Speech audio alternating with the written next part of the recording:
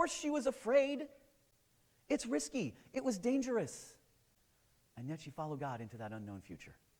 Today we heard again the story of God calling Mary to do something fear-inducing. The story of God calling Mary to do something dangerous.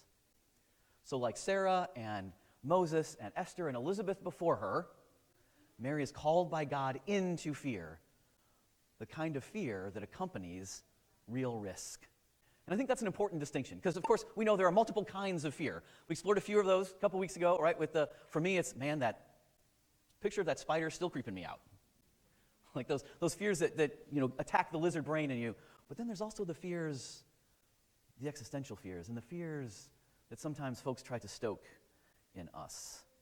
Much less well known, at least to me, is the rest of that statement by President Roosevelt.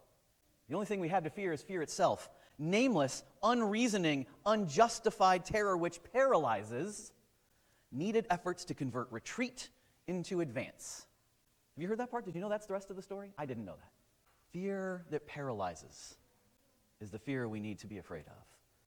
We don't go forward unafraid. We go forward despite our fears.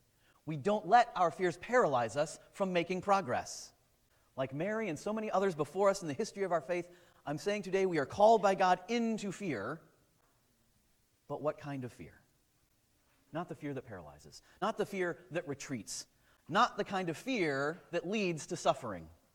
Let me be real for a second, just for a millisecond. Not the kind of fear coming from the loudest voices in our U.S. American culture, including some of the loudest voices in U.S. American Christianity.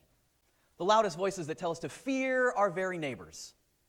The loudest voices that tell us to fear our black neighbors and fear our brown neighbors. The loudest voices that tell us to fear our immigrant neighbors, to fear our queer neighbors, to fear our transgender neighbors, to fear our female neighbors.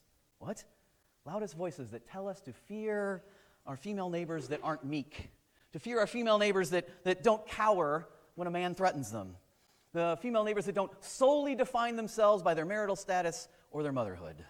The loudest voices tell us to fear our female neighbors who insist on their own agency.